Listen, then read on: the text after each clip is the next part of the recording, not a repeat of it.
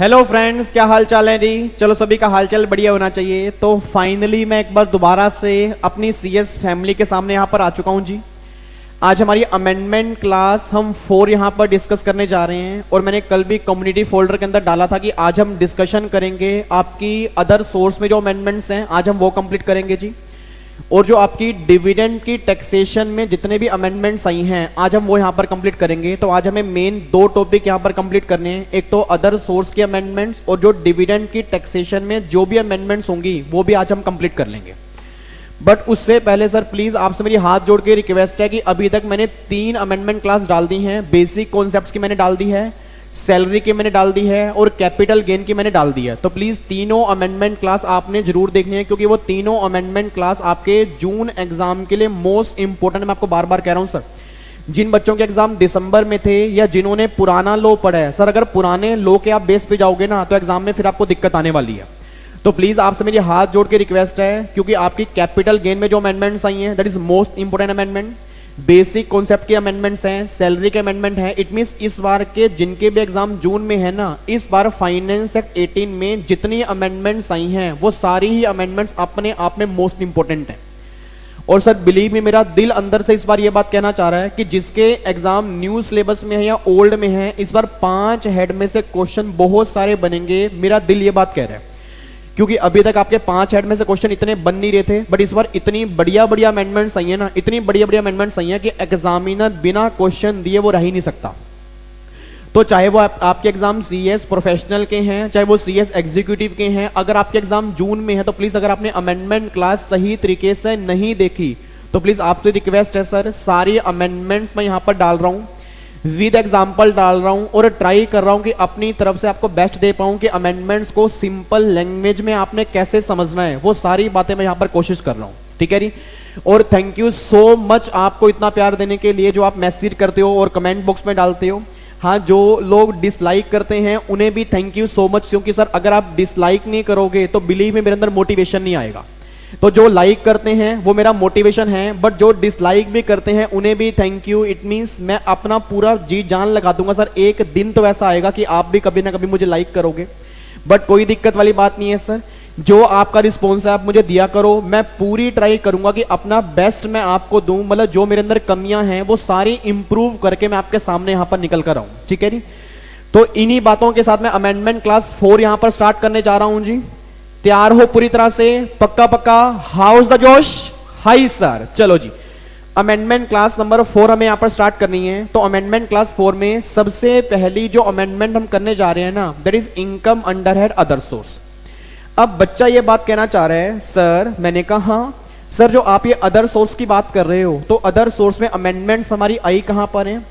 Sir अगर मैं other source की बात करता हूं ना, अदर सोर्स में सबसे पहली जो अमेंडमेंट आई है ना वो आई है गिफ्ट की टैक्सेशन में। और सर अगर मैं गिफ्ट की टैक्सेशन की बात करता हूं तो अमेंडमेंट पता कौन सी है? जो कल हमने कैपिटल गेन में सेक्शन 50C किया था। याद करो, मैंने आपको 50C कहा था, 50C आपका चेंज हो चुका है सर। सर 50C अपना 50C हमने किया था कल। ओहो हो सॉरी सर, हमने ना अभी तक कैपिटल गेन की अमेंडमेंट क्लास नहीं देखी। नालायक को, मैंने आपको पहले भी कहा है पहले कैपिटल गेन की अमेंडमेंट क्लास देख लो, क्योंकि अगर आपने वो अमेंडमेंट क्लास नहीं देखी ना, उसके बिना अदर सोर्स समझ में नहीं आएगा, क्योंकि उसमें इंटरलिंकिंग है। इधर सुना, ध्यान से याद करो, मैं आपको फटाफट से रिवीजन करवा देता हूं। जो हमने कल अमेंडमेंट क्लास डाली थी कैपिटल गेन के 50C के अंदर, मैंने क्या कहा था कि अगर आपकी स्टैंप ड्यूटी वैल्यू, ध्यान सुना, अगर आपकी स्टैंप ड्यूटी वैल्यू आपके सेल प्राइस के 105% से ज्यादा है, अगर आपकी स्टैंप ड्यूटी वैल्यू आपके सेल कंसीडरेशन से 105% से ज्यादा है, फिर गवर्नमेंट ने क्या बोला था कि आपकी स्टैंप ड्यूटी वैल्यू को हम तुम्हारा सेल प्राइस बना देंगे। मैंने आपको पहले भी कहा था सर, जिनके एग्जाम दिसंबर में है ना, 105% वाला कॉन्सेप्ट उनके एग्जाम में एप्लीकेबल नहीं था दिसंबर 18 में। बट अब जिनके भी एग्जाम जून में है तो 105% वाला कॉन्सेप्ट आ चुका है। तो जब भी एग्जाम में क्वेश्चन करोगे बहुत ध्यान से चेक करना कि आपकी स्टैंप ड्यूटी वैल्यू कितनी है। इट मींस अगर आपकी स्टैंप ड्यूटी वैल्यू 105% से ज्यादा होगी ना, फिर तो स्टैंप ड्यूटी सेल प्राइस बनेगा, अदरवाइज वो सेल प्राइस नहीं बनेगा।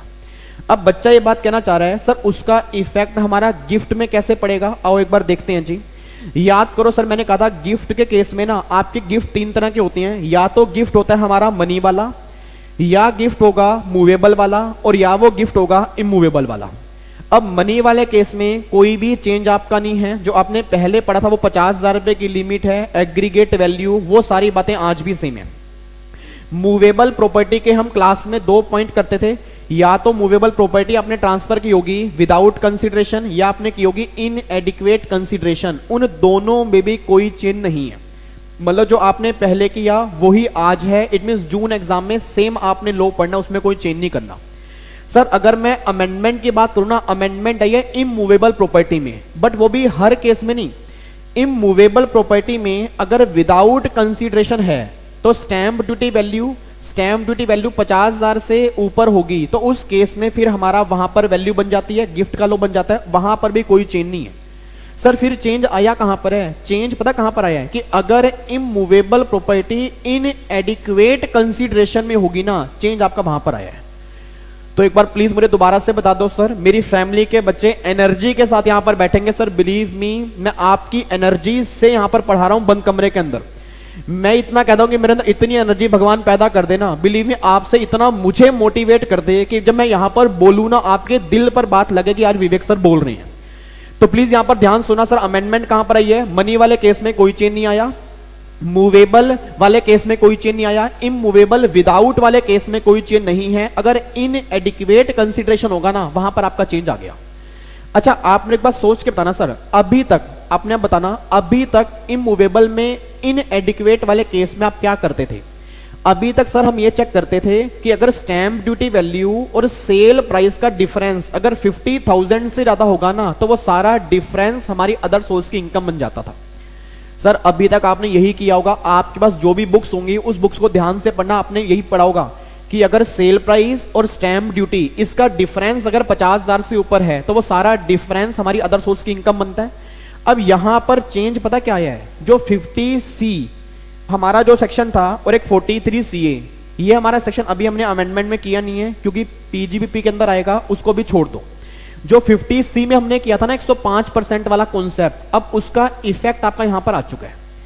अब गवर्नमेंट पता क्या कहना चाहती है? बिल्कुल ध्यान सुना सर, आराम से चलूंगा, कोई मेरी जल्दबाजी नहीं है, इधर सुना ध्यान से।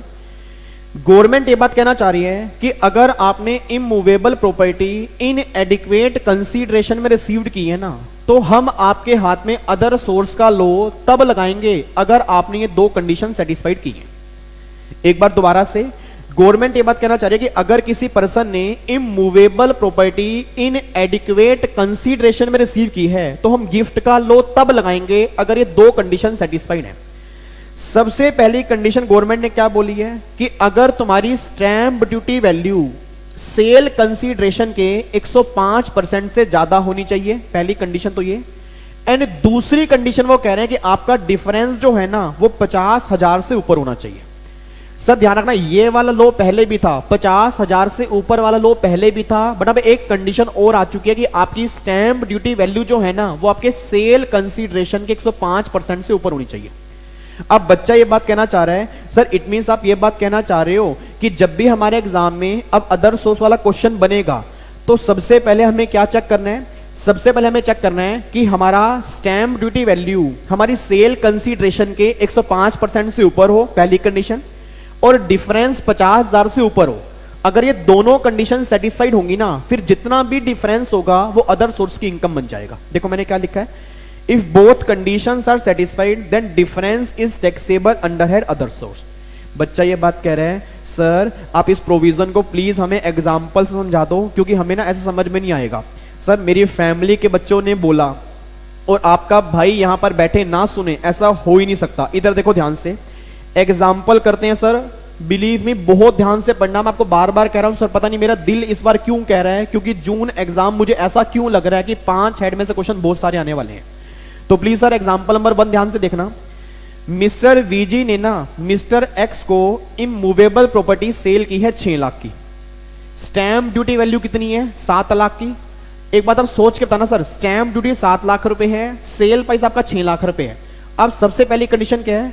ये सेल कंसीडरेशन है, उसका 105% निकाल दिया, 6,30,000। अब सोच के बोला सर क्या मेरी स्टैंप ड्यूटी वैल्यू इसके 105% से ज्यादा है या नहीं है? यस है, पहली कंडीशन सेटिस्फाइड। दूसरी कंडीशन, इन दोनों का डिफरेंस। सर प्लीज यार घर बैठे बैठे ना आवाज मारा करो, ये जो बच्चे नालायकों की तरह घर में बैठकर सिर्फ वीडियो देखते रहते हैं ना, उनको भगवान ध्यान रखना पाप चढ़ेगा आपको अगर आपने साथ में पार्टिसिपेट नहीं किया। बच्चे कह रहे हैं सर प्लीज ऐसे मत हमें डराओ। नालायक अगर आप पार्टिसिपेट नहीं करोगे ना, बिलीव मी फिर मेरे को ना मजा नहीं आएगा, आपको पार्टिसिपेट करवाना है मुझे। इधर देखो ध्यान से, फटाफट से बताना जी। सबसे पहली कंडीशन क्या निकल कर आ रही है, ये सेल कंसीडरेशन है, उसका 105% आपने निकाला, 6,30,000 आ गया। अब क्या मेरी स्टैंप ड्यूटी से ऊपर है, नहीं है, yes, first condition satisfied. Second condition, क्या इन दोनों का डिफरेंस 50,000 से ऊपर है या नहीं है, सेकंड कंडीशन भी सेटिस्फाइड है। तो अगर दोनों कंडीशन सेटिस्फाइड होंगी तो जितना डिफरेंस होगा, डिफरेंस कितना है, 1,00,000 रुपए आपके अदर सोर्स की इनकम बन जाएगी। बस ये लो कहना चाह रहा है। अच्छा सर इट मींस आप ये बात कहना चाह रहे हो कि अभी तक हम क्या करते थे, अभी तक हम देखते थे डिफरेंस 50,000, अब गवर्नमेंट ने बस एक कंडीशन और डाल दी है कि स्टैंप ड्यूटी वैल्यू भी सेल कंसीडरेशन के 105% से ज्यादा होनी चाहिए। यस, अब दो कंडीशन है, दो कंडीशन।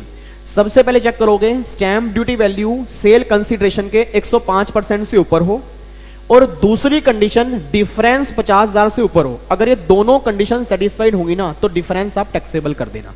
सर आप हमें एक और क्वेश्चन करवा दो, आओ फटाफट से। आप मुझे बताओगे सर, मैं नहीं बोलूंगा, ये मेरी पूरी फैमिली का बेटा, हर बच्चा घर में जो बैठा हुआ है ना, अपने आप कमेंट बॉक्स में आंसर देगा। इसका आंसर क्या आएगा, चेक करो जी।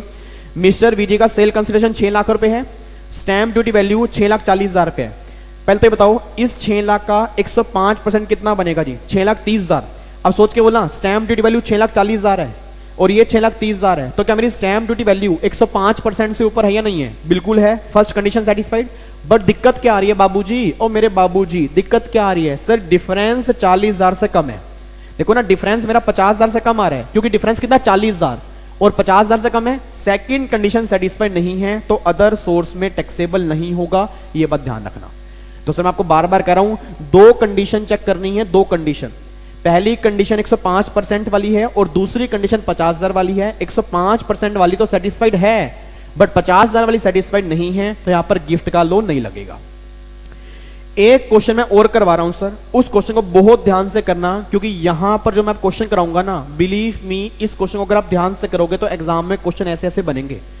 इधर देखो ध्यान से, एग्जाम्पल नंबर 3 बिल्कुल ध्यान से करेंगे सर। एग्जाम्पल नंबर 3 है, मिस्टर एक्स ने मिस्टर वाई को एक इमूवेबल प्रॉपर्टी सेल की है 19,70,000 की।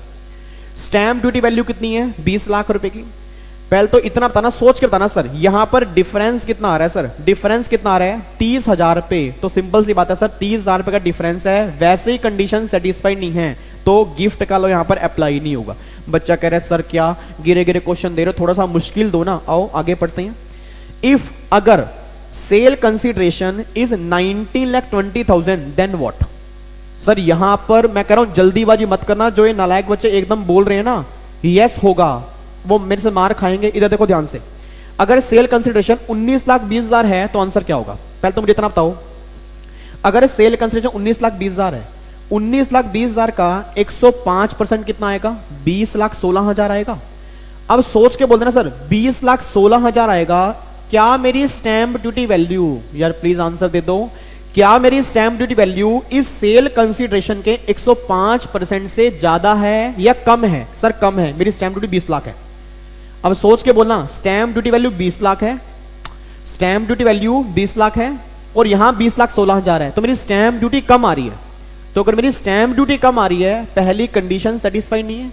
और अगर पहली कंडीशन सेटिस्फाइड नहीं है सर, अगर आपने ध्यान से देखा हो ना, सेकंड कंडीशन सेटिस्फाइड है, क्योंकि डिफरेंस मेरा 80,000 आ रहा है।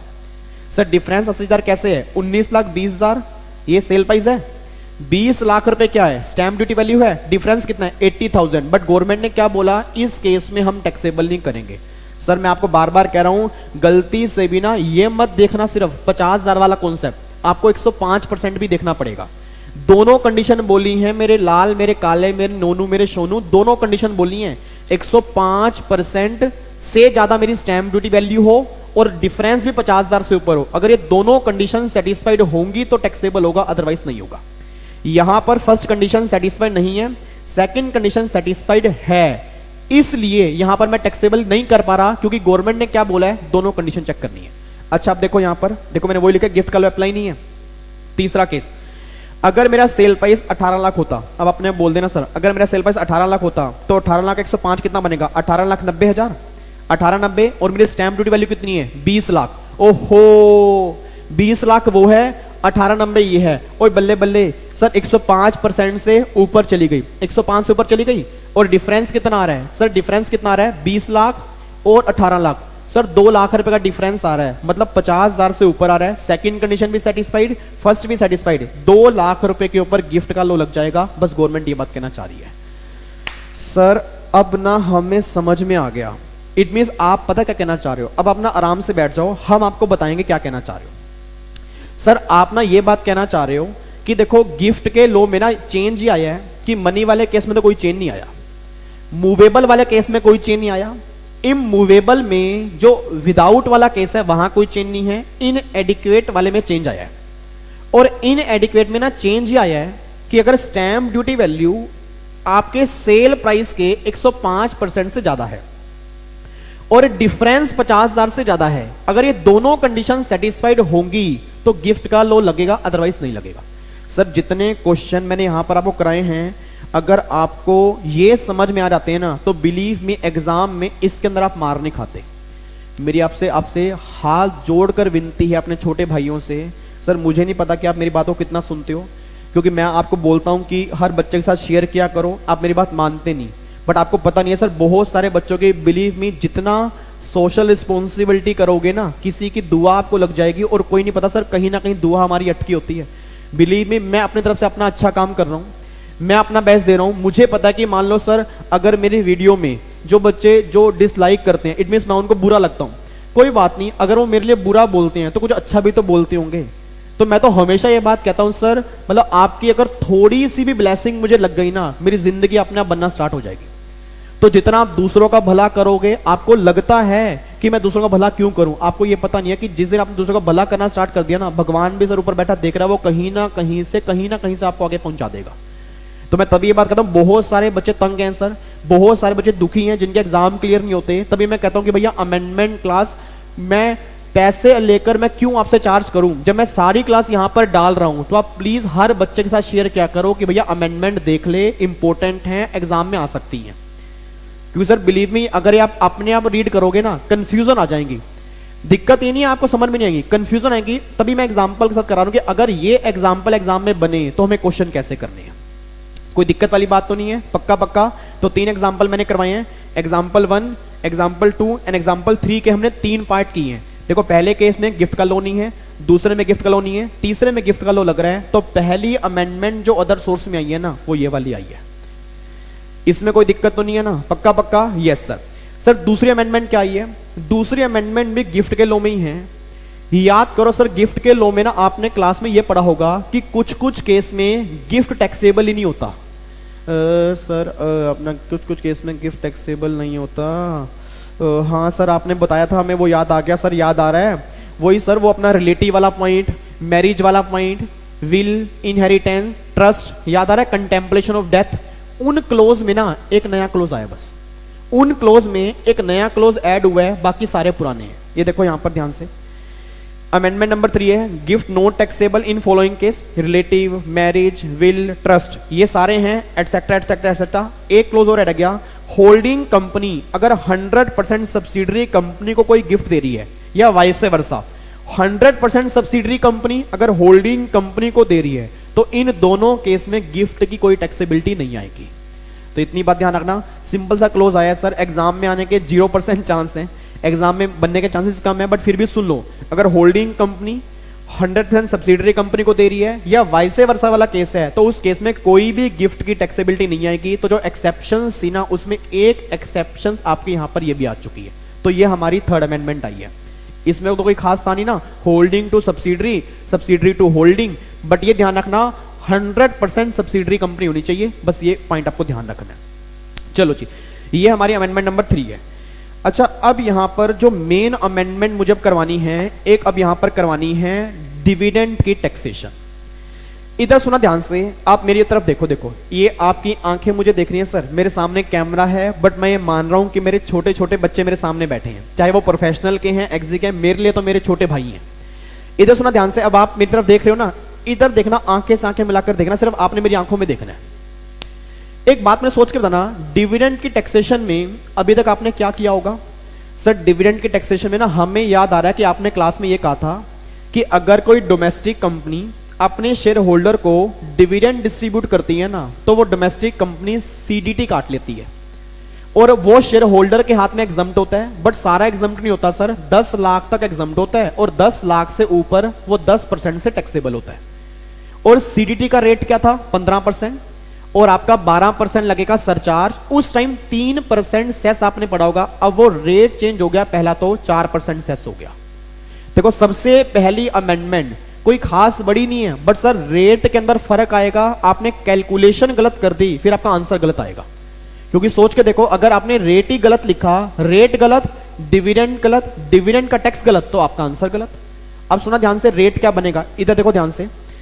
डोमेस्टिक कंपनी है, डिविडेंड डिस्ट्रीब्यूट कर रही है, अच्छा एक्सेप्ट 222E। सर ये 222E को बाहर क्यों निकाला सर? हमें ना कुछ याद आ रहा है कि आपने हमें बताया था वो 222E ना वो होता है कि कोई प्राइवेट कंपनी, मतलब क्लोजली हेल्ड कंपनी किसी को लोन दे रही है, एडवांस दे रही है अपने स्पेसिफाइड शेयर होल्डर को, तो उसके हाथ में हम डीम्ड डिविडेंड मान लेते हैं। और आपने मैं क्लास में ये भी कहा था कि इस डिविडेंड पर ना सीडीटी नहीं कटता, ये डिविडेंड शेयर होल्डर के हाथ में टैक्सेबल होता है। ठीक है जी सर, क्या इसमें भी कोई चेंज आया है? बताऊंगा। अभी इतना सुनो, उसको भी छोड़ दो। अभी सिर्फ ये समझो कि जो अभी तक हमने सीडीटी पढ़ा था ना, उस सीडीटी में 3% सेस की जगह 4% सेस हो गया। अभी क्या चेंज आया है? 15% रेट था पहले भी, सरचार्ज 12% और हेल्थ एंड एजुकेशन सेस 4% है। अब इसका इफेक्टिव रेट क्या बनेगा? याद करो हम क्लास में सर ग्रोसिंग अप करते थे, तो ग्रोसिंग अप यहां पर भी करना है। अगर मैं ग्रोसिंग अप अप्लाई करूंगा तो 15 डिवाइड बाई 85 17.647 ये रेट आएगा, प्लस में 12% सरचार्ज, प्लस में 4%, तो आपका इफेक्टिव रेट पड़ेगा ना 20.555। सर मैं दोबारा बोल रहा हूं, अगर आपके एग्जाम में ओल्ड वाले बच्चे, मेरे छोटे छोटे से बच्चे ध्यान सुन लें, अगर आपके एग्जाम में अब क्वेश्चन बन गया ना सीडीटी का इफेक्टिव रेट क्या है, तो आंसर आएगा 20.555। प्लीज ये बात ध्यान देना सर, ये ग्रोसिंग अप कैसे होता है हमने क्लास में सीखा था, बट अभी आपको मैंने यहां पर तरीका दिया हुआ है, कुछ भी नहीं करना होता। 15% रेट है, 15 डिवाइड बाई 85 ये आपकी वैल्यू निकल कर आती है, 12% सरचार्ज और 4% सेस ऐड कर दोगे, आपका ये रेट निकल कर आ जाएगा। एक बच्चा मेरी फैमिली का मुझे बोल पड़ा, सर ये सरचार्ज तो तब लगेगा ना अगर वो टोटल इनकम या डिविडेंड 1 करोड़ से ऊपर होगा। ना ना ना ना, ना ये बात ध्यान रखना सर, यहां सरचार्ज और सेस तो हर केस में है, चाहे टोटल इनकम या डिविडेंड की वैल्यू कितनी भी हो। मैं आपको बार बार कह रहा हूं, गलती से भी ना ये मत देखना कि डिविडेंड 1 करोड़ से ऊपर होगा ना, सरचार्ज और सेस तो हर केस में लगना है, हर केस में लगना है। इट मीन सिंपल सी बात कह रहा हूं, आज प्रैक्टिकल लाइफ में जितनी भी डोमेस्टिक कंपनी डिविडेंड देती होंगी ना, हर केस में सीडीटी काटती होंगी 20.555 से, ये बात ध्यान दो। ठीक है नी, तो सीडीटी के रेट में चेंज आया है। जो आपने पहले पुराना रेट पढ़ा होगा उसमें आपने 3% सेस करा होगा, उसमें बस 4% करके ना नया रेट जो इफेक्टिव है दैट इज 20.555, ये रेट लिख लेना। सर वो शेयर होल्डर के हाथ में वो 10 लाख और 10 लाख से ऊपर जो आप बोलते थे क्लास में, उसमें तो कोई चेंज नहीं है ना, उसमें कोई चेंज नहीं है। शेयर होल्डर के हाथ में सेम ट्रीटमेंट है, सिर्फ कंपनी के हाथ में भी चेंज कहां पर है, रेट वही है, सरचार्ज का रेट वही है, सिर्फ सेस 3 से 4 हो गया, बाकी सारा कुछ सेम आ रहा है। अभी तक तो ये है, ये अमेंडमेंट हमारी आई है, इसमें कोई दिक्कत तो नहीं है। पक्का आगे बढ़ सकता हूं? Yes sir. दूसरा जो चेंज आया ना सर, सबसे मेजर चेंज जो आपका निकल कर आया है दैट इज सेक्शन 222E। अभी तक आपने 222E में क्या पढ़ा होगा? अभी तक हमने ये पढ़ा था कि प्राइवेट कंपनी लोन देती है तो वो शेयर होल्डर के हाथ में टैक्सेबल होता है, कंपनी के हाथ में सीडीटी नहीं कटता। अब यहां पर कंपनी इस पर सीडीटी काटेगी। सर प्रॉब्लम क्या थी आपको ध्यान आ रहा, मैंने क्लास के अंदर भी कहा था, बहुत सारे शेयर होल्डर ना सर टैक्स पे करते ही नहीं थे। अब अगर मैंने रिटर्न फाइल नहीं की, मैंने टैक्स पे नहीं किया, गवर्नमेंट को रेवेन्यू का लॉस हो रहा है। अब गवर्नमेंट ने क्या पता, गवर्नमेंट ने पता क्या किया, शेयर होल्डर की गर्दन छोड़कर ना कंपनी की गर्दन पकड़ ली। गवर्नमेंट ने बोली कंपनी को, हेलो इधर आ, कि अगर तूने उन शेयर होल्डर को लोन दिया ना तो डिविडेंड तो बनेगा, बट अब उनके हाथ में टैक्सेबल नहीं होगा, तेरे हाथ में टैक्सेबल होगा। तो सर सिंपल सी बात कह रहा हूं, जो पहले हम ट्रीटमेंट नॉर्मल कंपनी में करते थे ना, वही ट्रीटमेंट अब 222E का करना है। बट बहुत ध्यान से मेरी बात को सुनना, नॉर्मल कंपनी पर सीडीटी का रेट क्या है, अपने आप बोल देना सीडीटी का रेट क्या है, 15%, 15% है ना।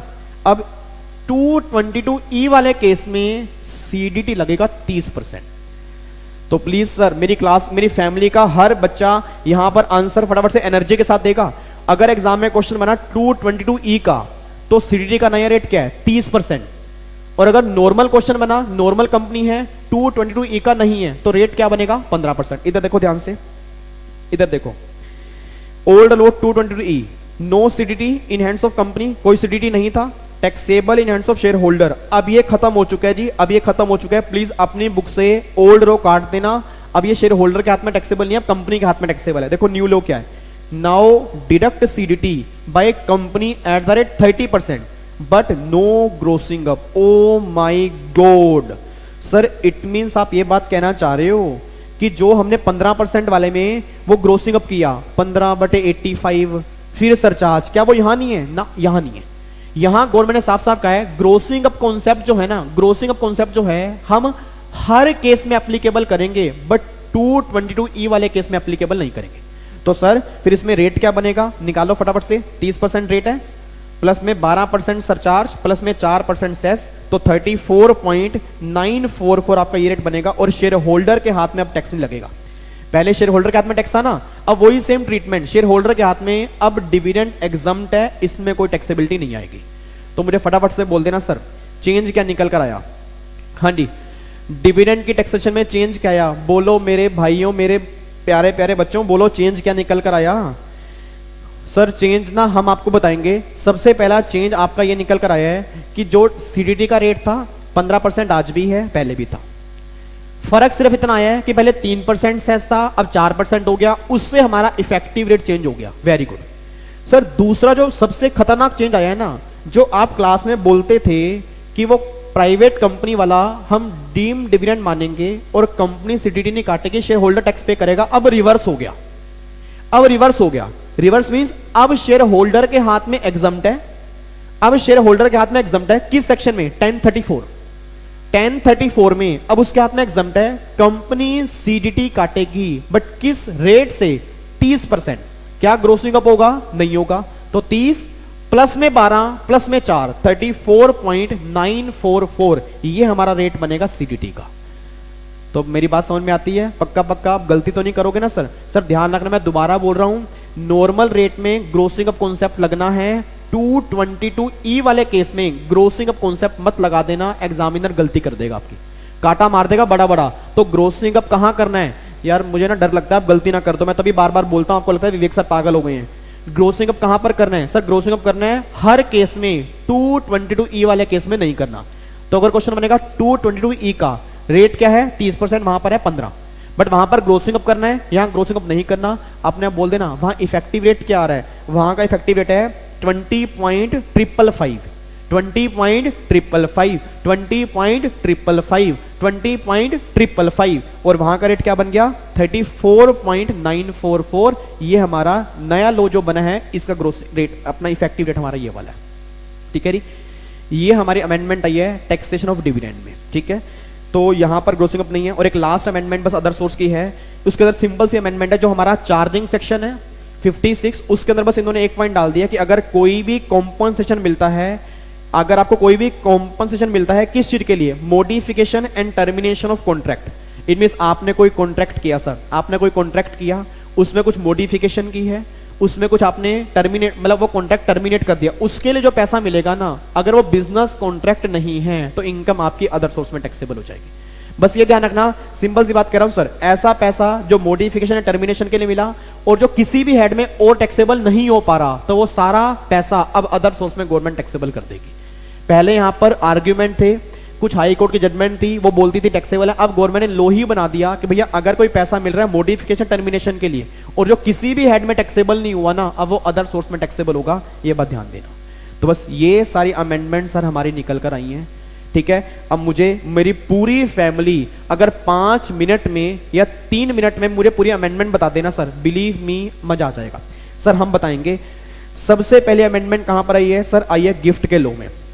मनी वाले में आई है नहीं, मूवेबल वाले में आई है नहीं, इमूवेबल के विदाउट में आई है नहीं, इमूवेबल के इनएडिक्वेट में आई है, हाँ भाई हाँ आई है। उसमें क्या आई है सर, पहले हम चेक करते थे 50,000 रुपए का डिफरेंस, अब वो तो है, साथ में ना एक कंडीशन और भी देखनी है। क्या देखनी है सर, आपकी स्टैम्प ड्यूटी वैल्यू ना सेल प्राइस के 105% से ज्यादा होनी चाहिए। अगर सेल प्राइस के 105 से ज्यादा है और डिफरेंस 50,000 से ऊपर है, अगर ये दोनों कंडीशन सेटिस्फाइड होंगी तो जितना डिफरेंस होगा ना, अब वो हमारी अदर सोर्स की इनकम बन जाएगा। सर ये चेंज आया, वेरी वेरी गुड। दूसरा चेंज क्या है सर, जो एक्सेप्शन आपने क्लास में करवाई थी उसमें एक एक्सेप्शन आ गई है, holding to subsidiary, subsidiary to holding.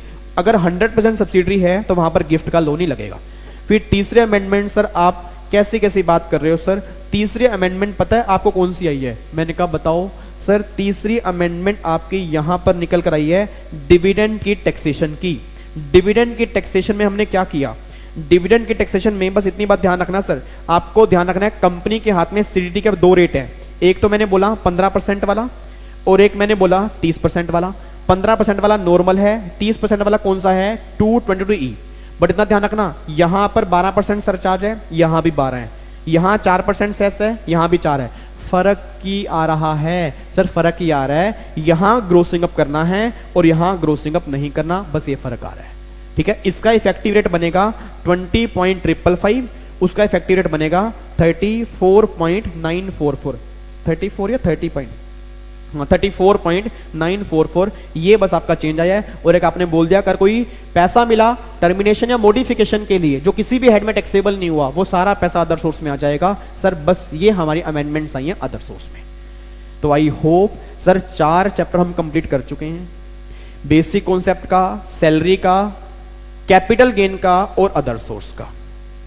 ठीक है जी, तो प्लीज एक बात ध्यान रखना सर, अगर आपको कोई भी डाउट्स आ रहा है सर, मैं प्लीज आपसे एक चीज दिल से रिक्वेस्ट कर रहा हूं कि अगर किसी भी अमेंडमेंट्स में कोई भी डाउट आ रहा है ना, कोई भी डाउट अगर अमेंडमेंट समझ में नहीं आती तो अपना भाई समझ के ना सर कमेंट बॉक्स में डाल दिया करो, सर इस पॉइंट में हमें थोड़ा डाउट आ रहा है, प्लीज आप एक्सप्लेन कर दो। सर मैं आपसे इसलिए कहना चाह रहा हूं क्योंकि सर मेरा आपसे दिल का अटैचमेंट है, मुझे नहीं पता कि आपका मेरे से कैसा अटैचमेंट है।